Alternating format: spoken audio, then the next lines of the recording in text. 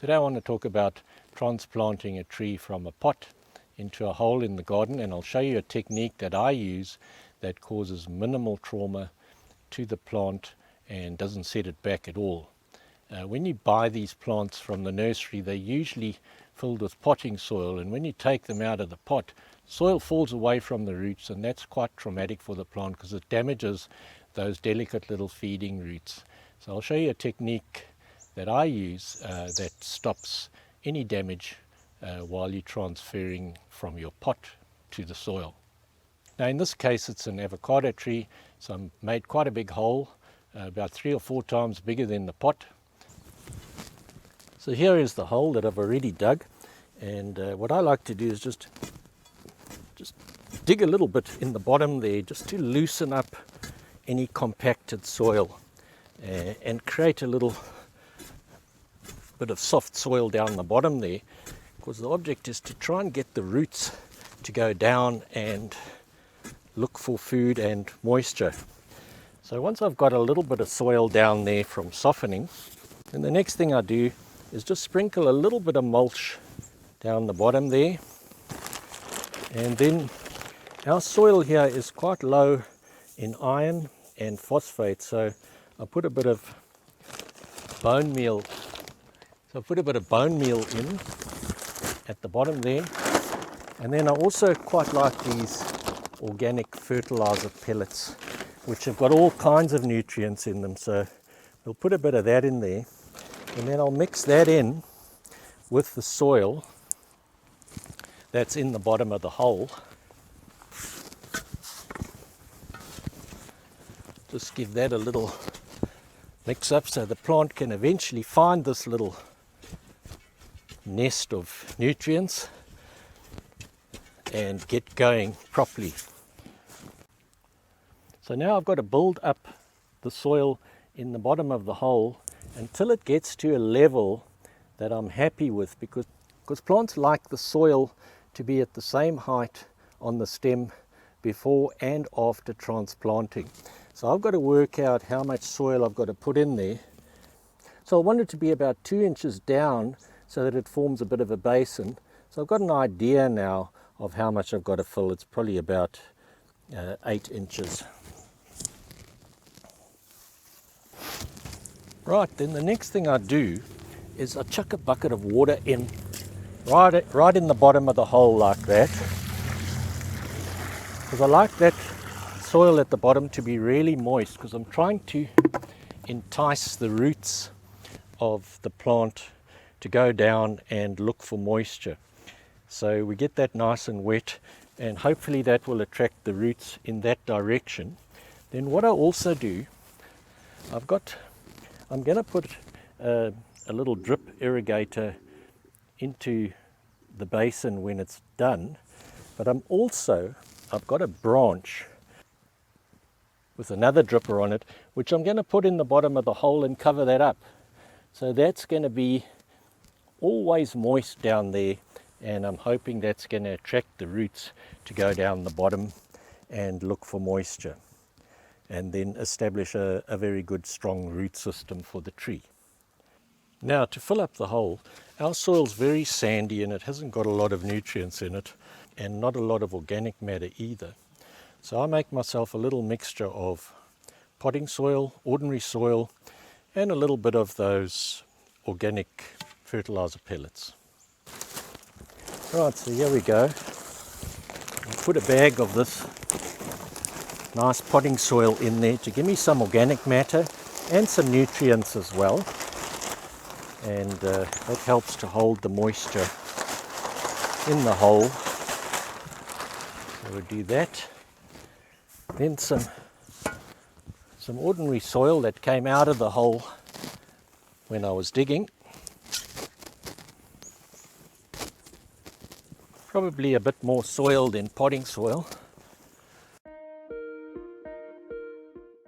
Then, as I said, I'd mix in a few pellets of this organic fertilizer as well, and it doesn't do any harm to just add a bit of bone meal like that.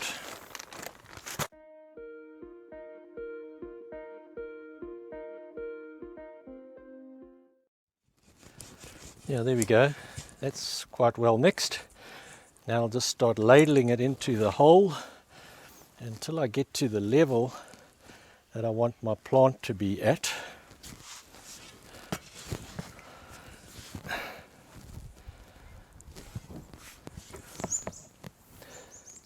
Looks very good, this. A lot of humus in there.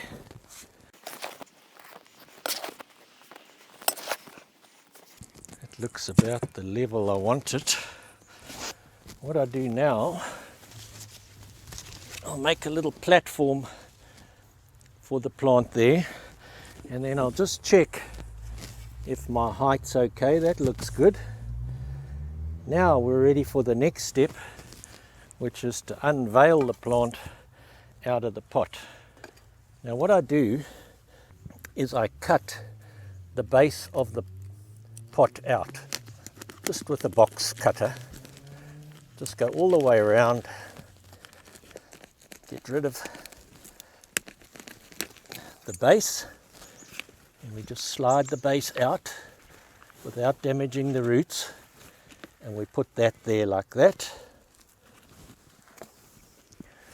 Once I've got it there, I'll just set it how I want it.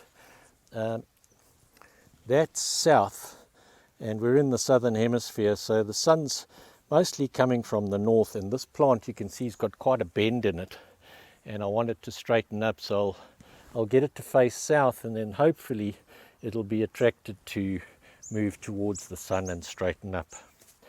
So once I've got it to there, now I'll just fill in a bit more soil around just to stabilize it,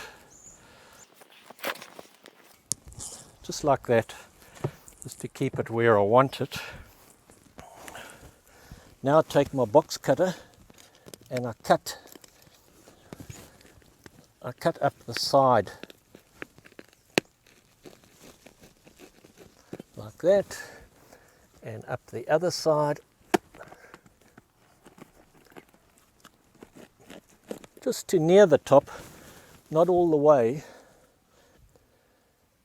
about there, and then I'll continue filling until everything's filled up.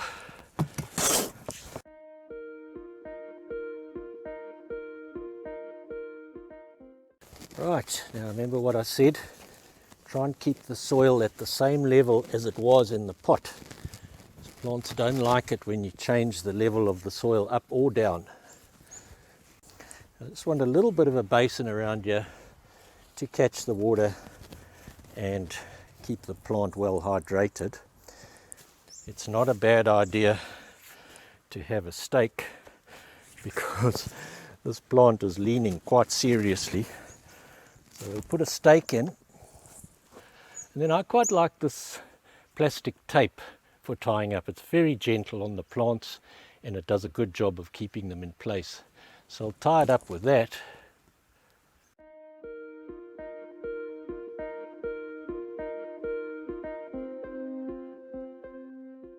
Right, and then finally all we do is nip through the pot where we've cut it, there and there, and then you just slide these out without any damage to the plant at all.